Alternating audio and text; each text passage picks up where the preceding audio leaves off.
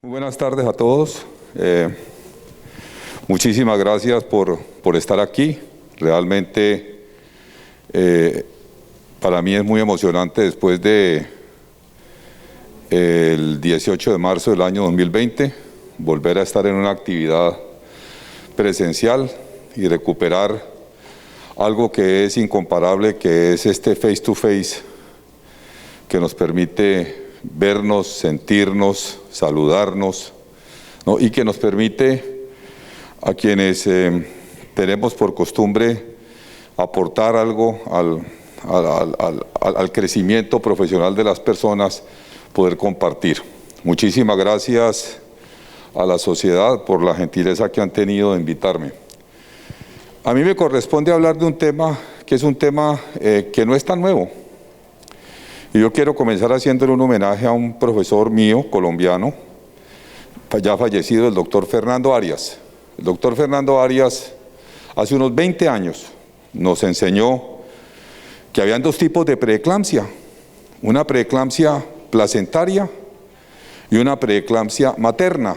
Y que una aparecía más temprano, las otras más tardía, y que tenían desenlaces diferentes. Eso que nos enseñó Fernando Arias parecía medio anecdótico. En los últimos 30 años hemos progresado muchísimo en el reconocimiento de la fisiopatología de la preeclampsia. Y pues todos sabemos el rol que juegan el estrés oxidativo, el rol que juegan la liberación de sustancias citoquinas proinflamatorias, la liberación de factores angiogénicos y su competencia con los antiangiogénicos, como el factor similar a la tirosina soluble 1 o la endoglina soluble, que al final generan una lesión endotelial que afecta tanto la invasión trofoblástica como la remodelación vascular, y como dijo el doctor Neiro, se convierte la preeclampsia en un tema de disfunción vascular que genera, ¿sí?, una serie de cambios en la mujer embarazada que se expresan con hipertensión y proteinuria.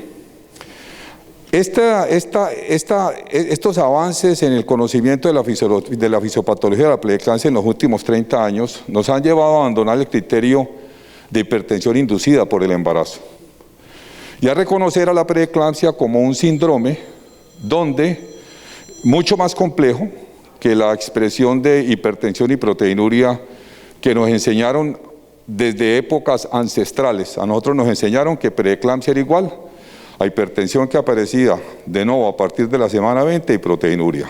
Hoy en día estos hallazgos nos llevan a pensar que es mucho más que eso. Adicional, no obstante, digámoslo, a pesar de que hemos avanzado en estos 30 años, no hemos progresado mucho ni en la predicción clínica, ni en la prevención y en el tratamiento de la enfermedad. Y uno ve con preocupación que en América Latina sigue siendo la primera causa de muerte.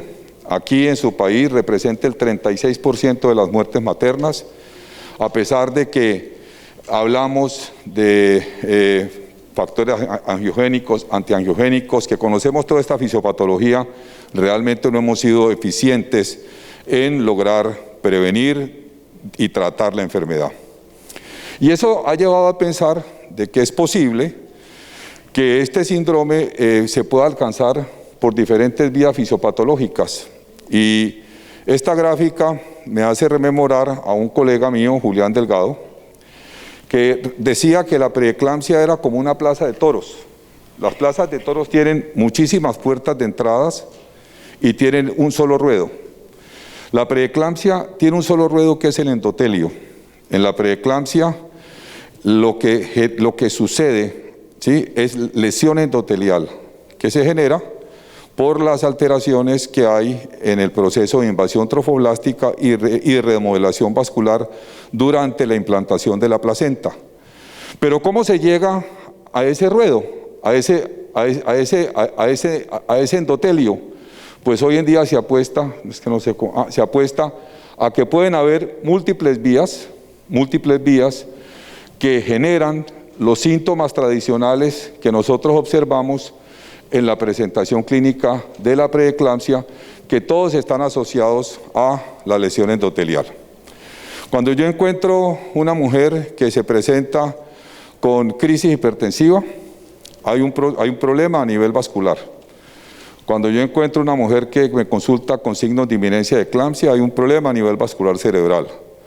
Cuando yo encuentro una mujer que me consulta con edema pulmonar o que me consulta por primera vez con una distensión de la cápsula de Gleason, todos esos cambios están asociados a disfunciones vasculares.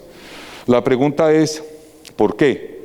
¿Por qué pueden haber, ¿sí?, una sola presentación clínica y probablemente varias vías o varias fisiopatologías que puedan explicar la presencia del síndrome?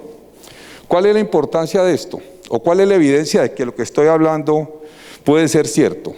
Lo primero es que ustedes han visto que las pacientes con preeclampsia pueden estar con unas preeclampsias no complicadas, ¿sí?, con cambios mínimos, y en cuestión de horas las pacientes se pueden complicar y se vuelve una enfermedad, adquiere una presentación explosiva que inclusive, si no intervengo oportunamente, puede causar morbilidad materna extrema o muerte. ¿Por qué razón, a pesar de que el problema de la preeclampsia es una alteración de la perfusión placentaria, un problema vascular, por qué razón solamente 1/3 de los recién nacidos presentan restricción del crecimiento intrauterino? Uno esperaría que si el problema es un problema de perfusión, problema vascular, los intercambios madre-placenta-feto estuvieran alterados y no 1/3 de los fetos hicieran alteración del crecimiento, deberían ser todos. ¿Por qué unos sí y otros no? ¿Por qué razón la forma de presentación clínica de la enfermedad incluye órganos que no son los mismos siempre? Hay mujeres donde la presentación clínica de la preeclampsia es un edema pulmonar o es una ruptura hepática, o la presentación clínica de la preeclampsia es una eclampsia, ¿correcto? Esto también llama la atención. Adicionalmente a eso, los hallazgos de laboratorio son variables, tanto que hablamos a veces de síndrome GERD completo o incompleto. Mujeres que tienen preeclampsia con compromiso clínico de órgano blanco, pero que desde el punto de vista de laboratorio tienen pruebas normales, pero hay otras que tienen compromiso clínico de órgano blanco y pruebas de laboratorio alteradas. Adicionalmente a eso, los efectos a largo plazo en la vida postparto no son iguales. ¿Por qué razón? Las mujeres que tienen preeclampsias tardías por encima de las 34 semanas, cuyos embarazos no tienen restricción del crecimiento intrauterino, tienen el doble de probabilidad de hacer enfermedad cardiovascular en la vida adulta.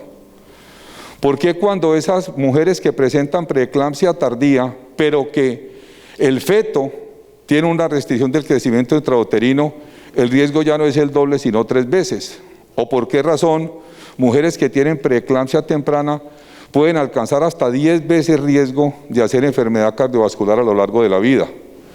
Y lo que decía el doctor Neiro ahora, el problema del metaanálisis, doctor Neiro, donde se encontró que la preeclampsia no previene trastornos hipertensivos ni RCIU, pero de pronto parto pretérmino, tiene que ver con esto, que los estudios, como esos metaanálisis, que son estudios que engloban muchas poblaciones, son estudios que minimizan el impacto que puede tener, ¿sí?, la suplementación con calcio, por ejemplo, o con aspirina, en poblaciones que por características étnicas, socioculturales, económicas, sobre todo asociadas a la desnutrición o a la baja ingesta de calcio pueden tener. No es lo mismo administrar calcio en Guatemala o en Colombia, donde nosotros hemos encontrado que la ingesta de calcio es muy pobre, a hacerlo en países, por ejemplo, de Europa occidental, donde seguramente las condiciones nutricionales son diferentes.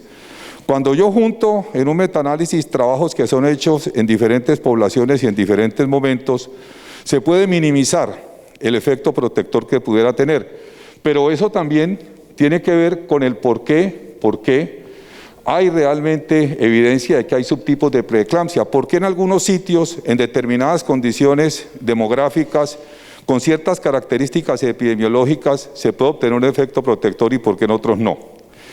Y una de las dificultades que se ha tenido para avanzar en esto tiene que ver con la forma como se presentan los resultados, y esto es muy interesante.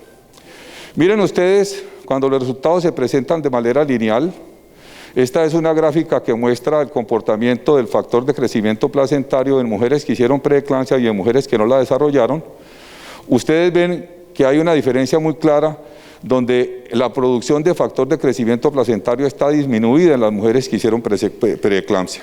El doctor Neiro decía ahora, cuando hay un aumento en el factor de crecimiento placentario, ojo con el acretismo. Y ayer decíamos en una reunión social que tuvimos precongreso, decía un colega mexicano, estamos finalizando un estudio donde demostramos que las mujeres que tienen acretismo placentario no hacen preeclampsia. ¿Cuál es la razón? Pues que las mujeres que tienen factor de crecimiento placentario en exceso, ¿sí?, se protegen, ¿correcto?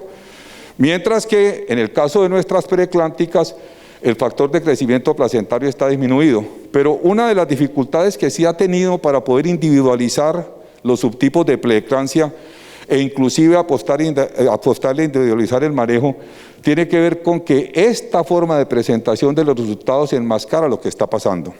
Cuando uno muestra estos resultados en curvas de dispersión, ustedes pueden ver en negro el comportamiento del factor de crecimiento placentario en pacientes con preeclampsia y en gris las pacientes, los controles.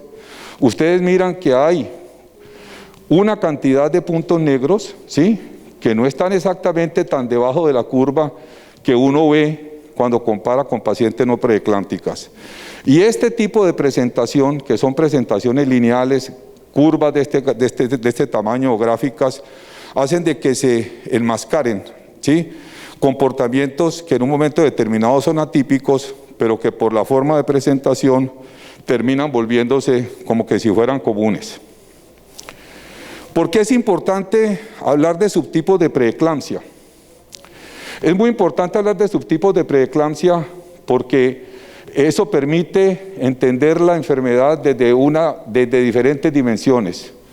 Dimensiones que tienen que ver con variables epidemiológicas, geográficas, sociales, medioambientales, estilos de vida, que van a definir, ¿sí?, el momento de aparición de la enfermedad, la gravedad de la enfermedad, diferentes diferencias anatómicas o fisiopatológicas en los sistemas afectados, pero al final nos va a permitir, en la medida en que seamos capaces de descifrar esas diferentes fisiopatologías, nos va a permitir apuntar de mejor manera tanto a la prevención como a la predicción y al tratamiento. Y casi que a futuro poder individualizar el manejo de la paciente con preeclampsia. Esa es la importancia de mirar la preeclampsia más allá de hipertensión y proteinuria. Eso es lo que hoy en día se está buscando y hacia allá se quiere avanzar. Hoy en día se definen 4 subtipos de preeclampsia. Hoy, 4. ¿Cuáles son? Uno que se denomina preeclampsia de inicio temprano y otro la preeclampsia de inicio tardío. La preeclampsia de inicio temprano es la preeclampsia que aparece antes de las 34 semanas de embarazo. La preeclampsia de inicio tardío es la que aparece después de las 34 semanas. ¿Por qué se han caracterizado como subtipos de preeclampsia? Porque a pesar de que la expresión clínica es hipertensión y proteinuria, los desenlaces y la evolución de la enfermedad, tanto a corto como a largo plazo, es diferente. Las preeclampsias que aparecen de inicio temprano son preeclampsias de comportamiento más severo que las preeclampsias que aparecen después de las 34 semanas. Téngale pánico a un trastorno hipertensivo asociado a proteinuria que se presente a la semana 24. Así esa paciente esté evolucionando aparentemente sin criterios de severidad, esa mujer seguramente en cualquier momento y en un tiempo corto se va a complicar. La frecuencia de restricción del crecimiento intrauterino es mayor en las preeclampsias de inicio temprano que en las preeclampsias de inicio tardío. Los biomarcadores funcionan más en las preeclampsias de inicio temprano que en la preeclampsia de inicio tardío. Y la asociación con enfermedad cardiovascular en la vida posterior, 50, 60 años, es mayor en las preeclampsias de inicio temprano que en las preeclampsias de inicio tardío. ¿Qué llama la atención? Que los factores de riesgo son los mismos. Cuando estamos hablando de preeclampsia, las mujeres que tienen antecedentes de preeclampsia previa, hipertensión crónica, diabetes, gestación múltiple, obesidad, pueden hacer preeclampsia, todos lo sabemos. Pero ¿qué define de que unas la hagan temprano u otras tardío? Probablemente esto está mediado por los diferentes genes o metabolistas de estas condiciones clínicas preexistentes.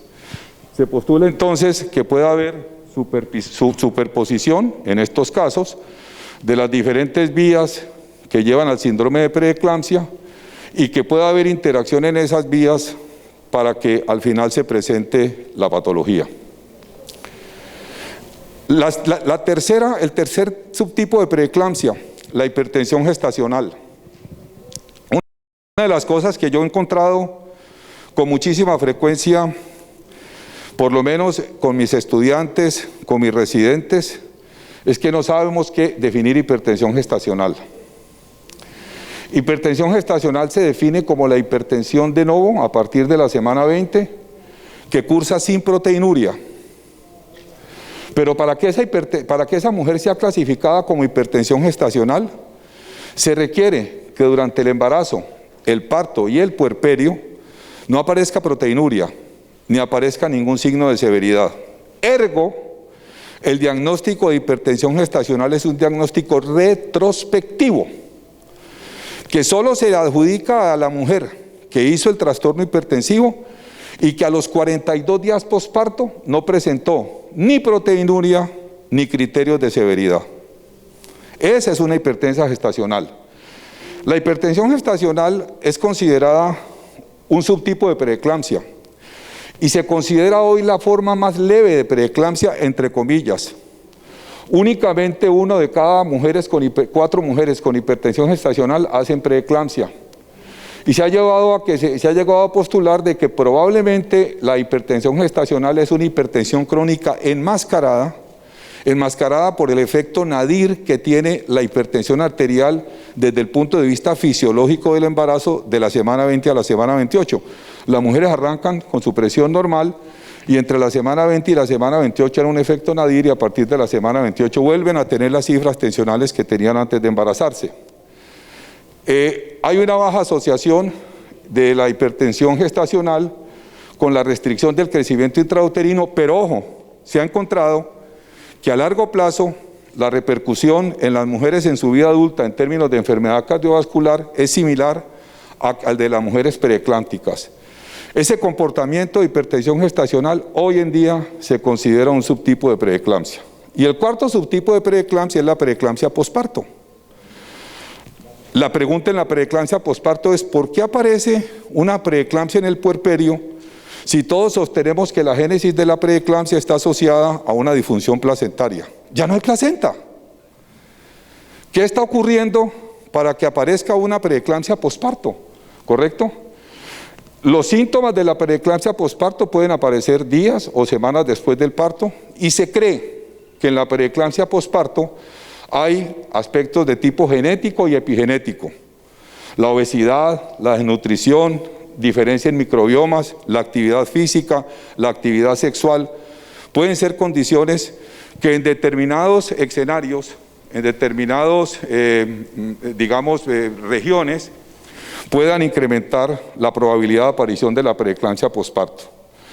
Simplemente decirles que en esta publicación, porque no hay muchas publicaciones y muy pocas que hablen de disfunción vascular en preeclampsia posparto, generalmente la mediana de días de presentación de los síntomas es el día 7, y miren ustedes que comparado estos con grupos controles hay diferencias estadísticamente significativas en los diferentes parámetros que nosotros medimos en las pacientes preeclámpticas.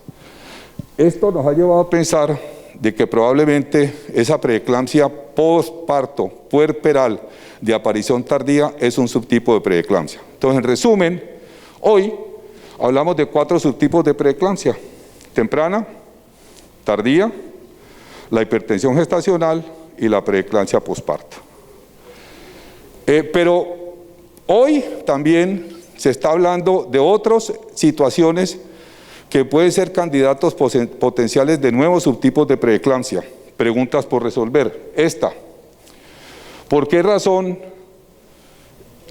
se comprometen de manera indiscriminada diferentes órganos en las pacientes preeclámpticas?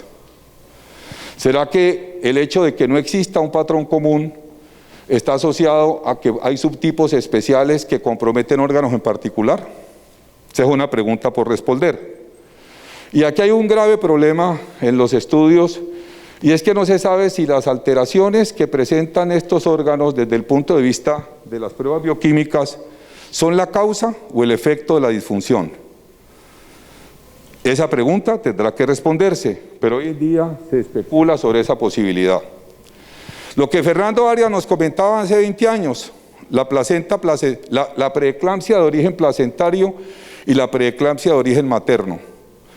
Las dos preeclampsias parten de la base de que hay una disfunción placentaria.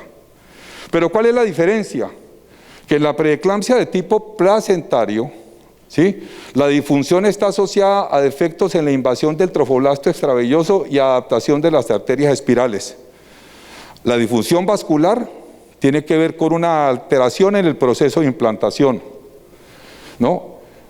Ojo, tiene mayor riesgo de restricción, las mujeres tienen mayor riesgo de hacer enfermedad cardíaca en su vida posterior y se comporta de manera más severa. ¿Y qué es la preeclampsia materna? En la preeclampsia materna también hay disfunción vascular, pero lo que se está postulando o la hipótesis que se trabaja es que esa disfunción vascular está asociada a condiciones preexistentes en la gestante, que hacen de que el citotrofoblasto no sea capaz de responder en su crecimiento al estrés que se genera y aparece una disfunción vascular. Mujeres que tienen antecedente de preeclampsia en el embarazo anterior, hipertensión crónica, diabetes pregestacional. Sus placentas pueden ser normales, pero ese estrés del embarazo, ¿sí?, hace de que se genere un grado de insuficiencia placentaria, aumento del estrés oxidativo y aparición de la preeclampsia. Estas preeclampsias son preeclampsias generalmente de evolución menos severas y generalmente los compromisos cardiovasculares a largo plazo son menores y la probabilidad de restricción del crecimiento intrauterino es menor.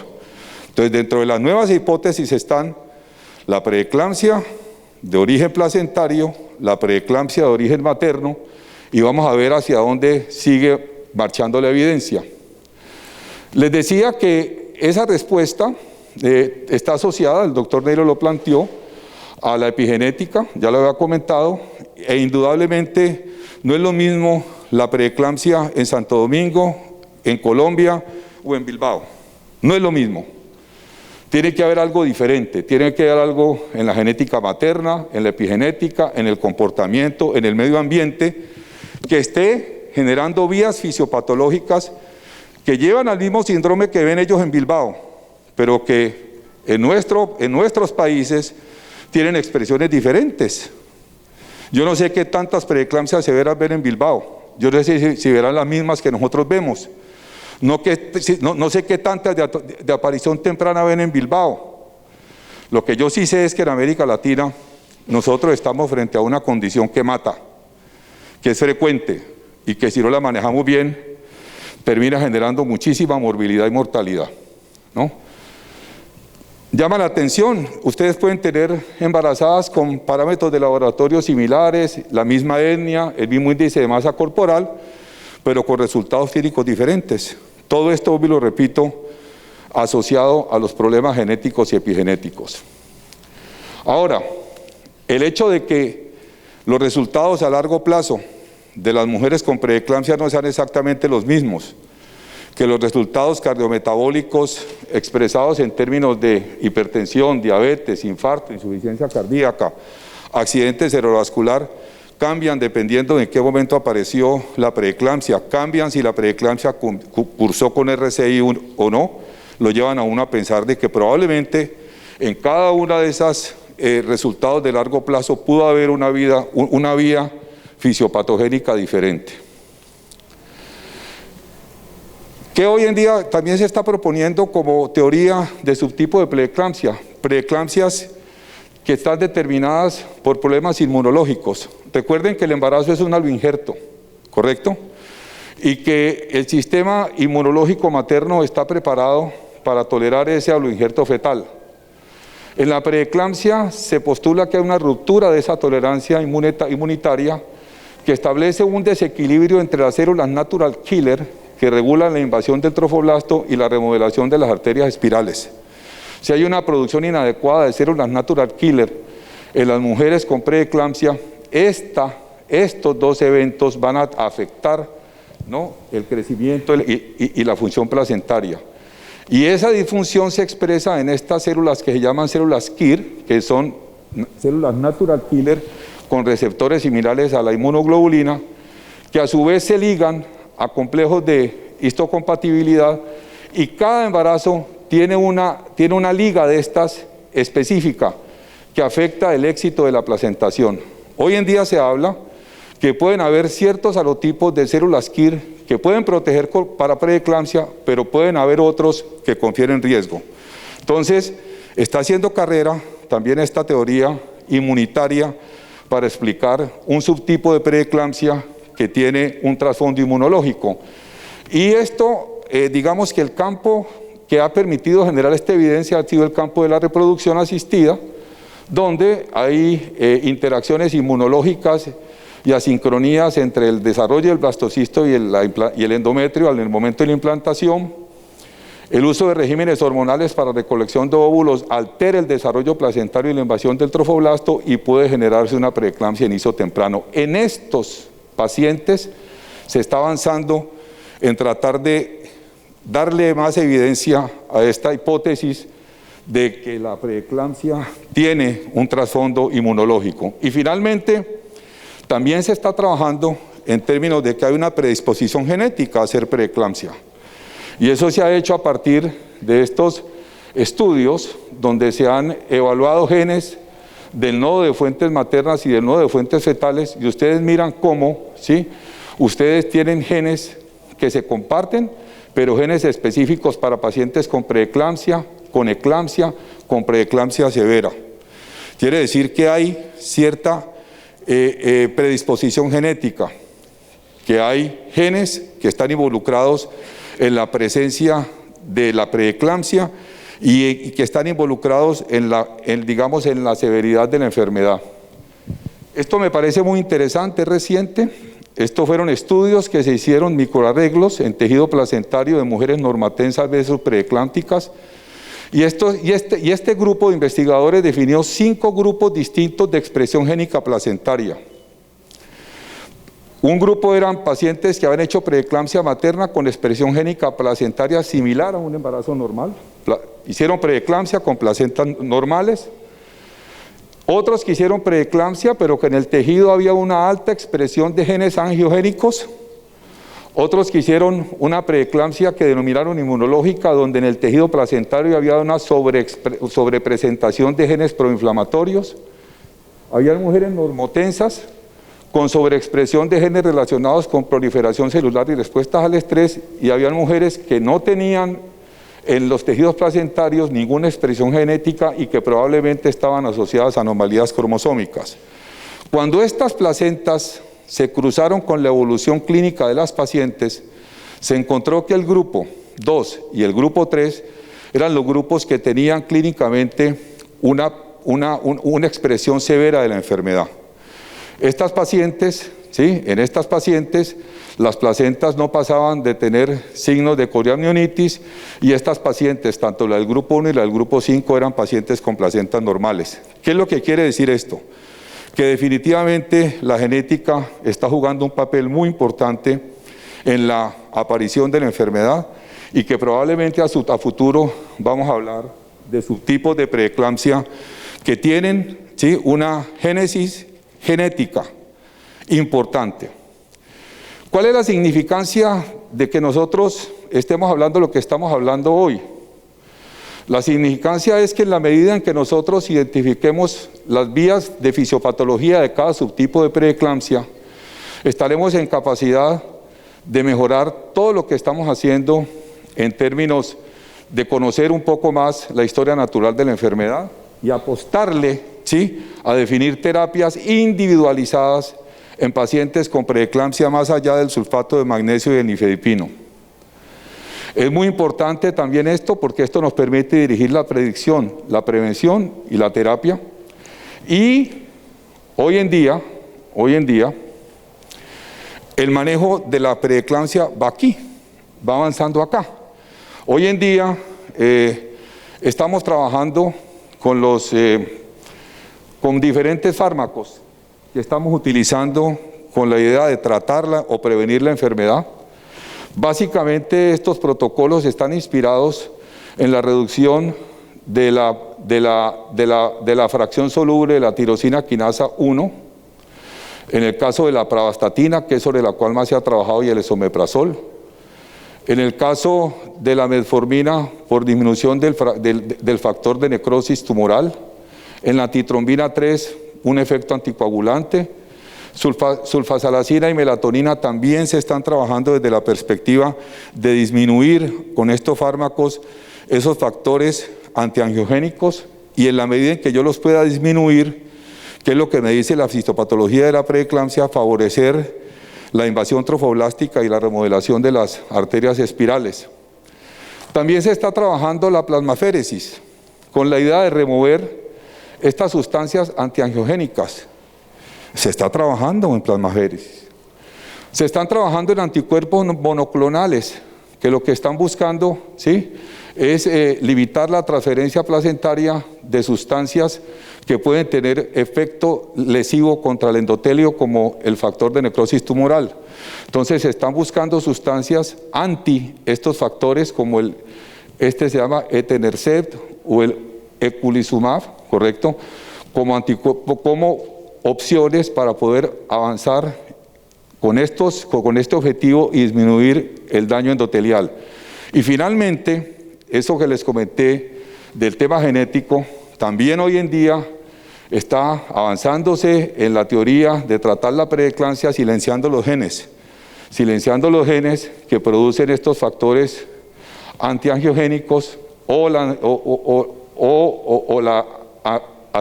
el angiotensinógeno, con el ánimo de disminuir los efectos presores que tienen a nivel del vaso y mejorar el resultado de estas pacientes.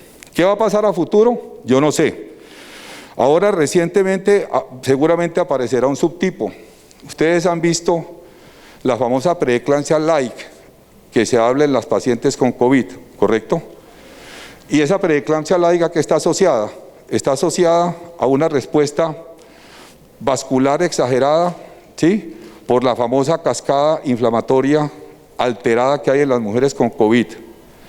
Miren ustedes cómo esa preeclampsia que se está presentando en el COVID tiene una vía fisiopatológica que está asociada a una infección viral. Y probablemente mañana vamos a hablar de subtipos de preeclampsia asociados a infecciones.